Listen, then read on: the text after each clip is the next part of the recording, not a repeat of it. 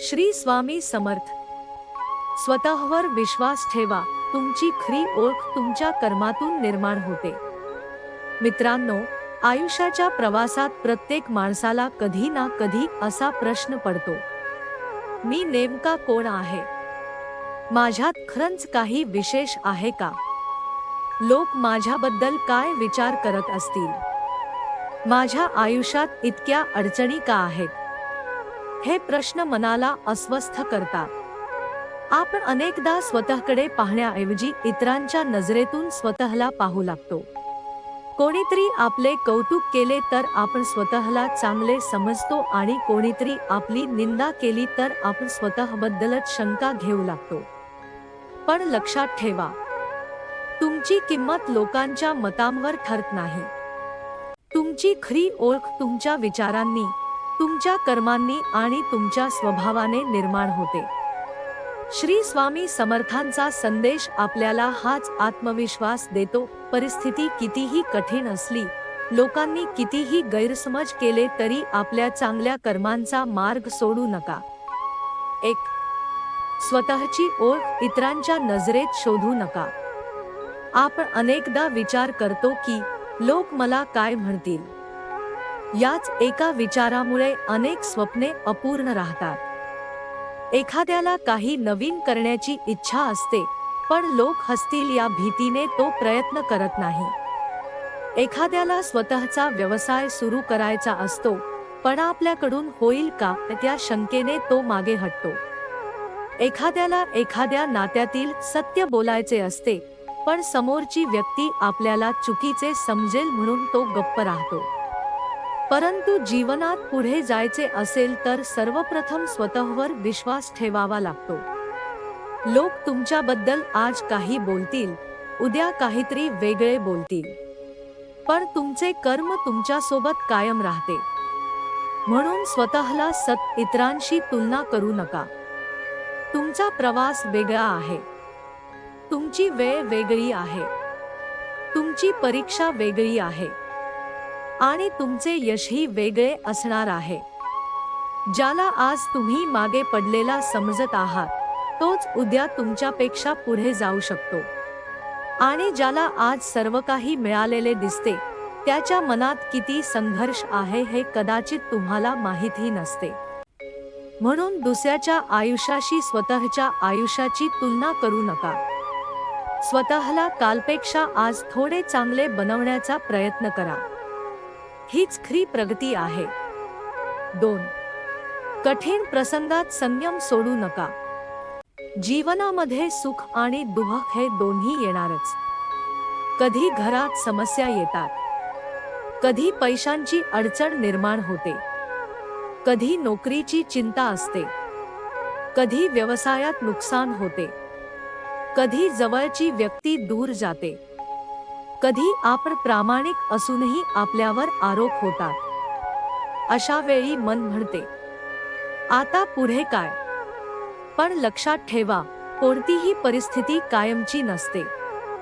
जसा दिवसानंतर रात्र येते आणि रात्रीनंतर पुन्हा दिवस उगवतो, त्याचप्रमाणे जीवनातील दुःखानंतर सुखाची वेळही येते. कठीण काळात घाबरून घेतलेले निर्णय अनेकदा समस्या वाढवतात. म्हणून संकट आले की स्वतःला एक सांगा, ही वेळ कायमची नाही. मी संयम ठेवणार आहे. मी प्रयत्न करत राहणार आहे. नशीब बदलण्यासाठी केवळ वाट पाहणे पुरेसे नाही. आपल्या प्रयत्नांना, योग्य निर्णयांना आणि चांगल्या कर्मांना त्याची जोड असणे आवश्यक आहे. स्वामींवर श्रद्धा ठेवा, पण आपल्या कर्माची जबाबदारीही स्वीकारा. प्रार्थना करा आणि प्रयत्नही करा. विश्वास ठेवा आणि कृतीही करा. ही 2 चाके एकत्र चालली तर जीवनाची गाडी पुढे जाते. 3. नात्यांमध्ये प्रेमापेक्षा अहंकार मोठा होऊ देऊ नका. मानवी जीवनातील सर्वात सुंदर गोष्ट म्हणजे नाती. आई वडील, भाऊ बहीण, पती पत्नी, मित्र, नातेवाईक ही नाती जीवनाला अर्थ देतात. पण अनेकदा नाती तुटतात ती मोठ्या कारणामुळे नाही, तर छोट्या गैरसमजांमुळे. त्याने मला फोन केला नाही, तिने माझी विचारपूस केली नाही, त्याने माझा आदर केला नाही. मी एवढे केले, पण त्याने माझ्यासाठी काय केले? अशा अपेक्षा मनात वाढत गेल्या की प्रेम कमी होते आणि हिशेब सुरू होतो. ज्या नात्यात सक्त हिशेब ठेवला जातो त्या नात्यात प्रेम टिकणे कठीण होते. म्हणून नात्यांमध्ये पारदर्शकता ठेवा. मनात काही असेल तर शांतपणे बोला. गैरसमज झाला असेल तर तो दूर करण्याचा प्रयत्न करा. समोरच्याची चूक दिसत असेल तर स्वतःच्या चुका देखील तपासा. कारण नाते जिंकण्यासाठी नेहमी वाद जिंकणे आवश्यक नसते.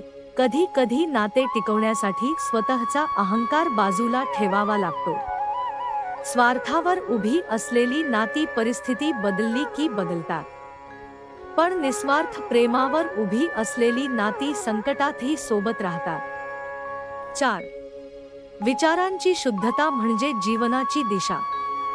आपले विचार आपल्या जीवनावर खूप मोठा परिणाम करतात.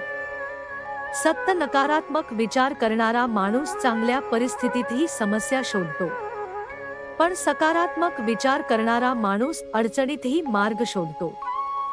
याचा अर्थ असा नाही की जीवनात वाईट गोष्टी घडणारच नाही.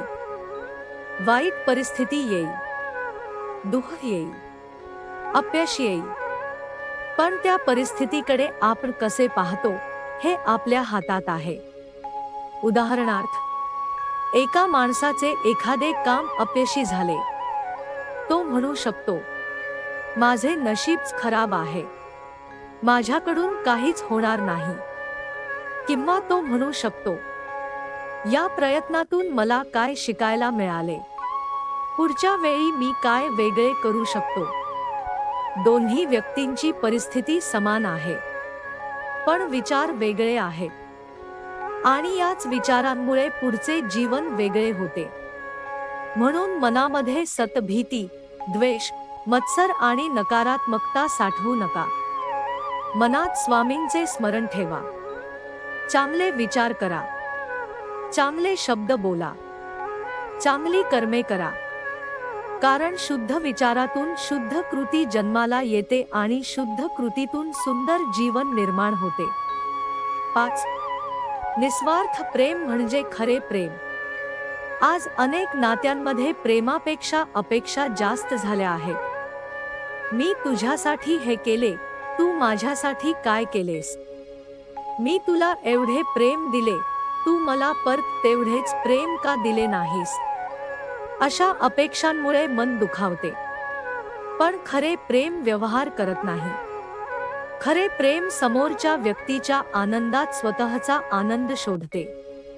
आई आपल्या मुलावर प्रेम करते तेव्हा ती त्याच्याकडून मोबदला मागत नाही. एखादा खरा मित्र संकटात मित्राची साथ देतो तेव्हा तो त्याचा हिशेब ठेवत नाही.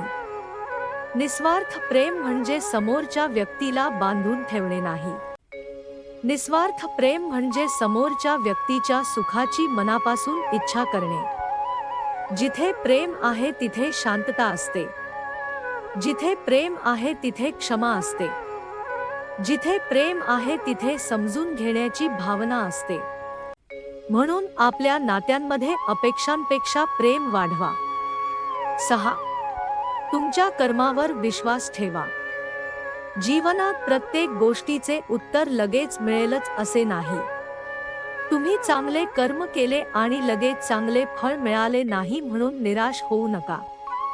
शेतकरी बी पेरल्यानंतर दुसऱ्याच दिवशी पीक मागत नाही. तो मातीची काळजी घेतो, पाणी देतो, प्रतीक्षा करतो आणि योग्य वेळ आली की त्याला त्याच्या मेहनतीचे फळ मिळते. तसेच आपल्या जीवनातही आहे. आज केलेले चांगले कर्म उद्या कोणत्या रूपात फळ देईल हे आपल्याला माहित नसते. म्हणून चांगले कर्म करत राहा. कुणाचे वाईट करू नका. ज्याने तुमच्यावर अन्याय केला त्याच्यासारखे होऊ नका. तुमच्या मनात कटुता आली तरी ती कर्मात उतरू देऊ नका.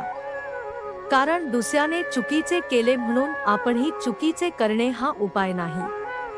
आपली ओळख आपल्या कर्मांनीच निर्माण होते. स्वामी समर्थांचा संदेश, घाबरू नका.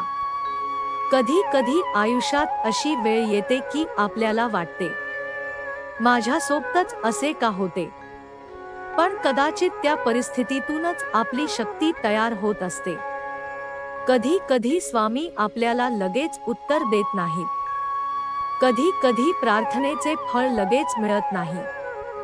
याचा अर्थ स्वामींनी आपल्याला सोडले असा होत नाही. कदाचित आपल्याला अधिक मजबूत बनवण्यासाठी वेळ लागत असेल. म्हणून संकटाच्या काळात श्रद्धा सोडू नका. श्री स्वामी समर्थ या नामस्मरणातून मनाला आधार द्या. पण त्याचबरोबर आपल्या कर्तव्यापासून पळू नका. स्वामींचे स्मरण करा आणि पुढचे पाऊल स्वतः उचला. कारण भक्ती म्हणजे फक्त प्रार्थना नाही. भक्ती म्हणजे विश्वास, संयम, चांगले कर्म आणि योग्य मार्गावर चालण्याची ताकद. आजपासून स्वतःला 5 वचने द्या. आजपासून मी. पहिले वचन, इतरांच्या मतांपेक्षा माझ्या चांगल्या कर्मांवर विश्वास ठेवेन. दुसरे वचन, कठीण काळात घाबरणार नाही, संयम ठेवेन. तिसरे वचन, माझ्या नात्यांमध्ये स्वार्थापेक्षा प्रेम आणि आदर ठेवेन. चौथे वचन, नकारात्मक विचारांपेक्षा सकारात्मक विचारांना महत्त्व देईन. पाचवे वचन, कोणत्याही परिस्थितीत माझ्या चांगल्या कर्मांचा मार्ग सोडणार नाही. शेवटचा संदेश. प्रिय स्वामी भक्तांनो, तुम्ही आज ज्या परिस्थितीत आहात ती तुमची अंतिम अवस्था नाही. आज तुम्ही दुःखी असाल, पण उद्या आनंद येऊ शकतो. आज तुम्ही अडचणीत असाल, पण उद्या मार्ग सापडू शकतो. आज लोक तुम्हाला समजून घेत नसतील, पण तुमची चांगली कर्मे एक दिवस तुमची ओळख बनतील.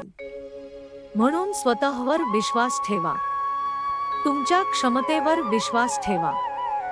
तुमच्या प्रयत्नांवर विश्वास ठेवा.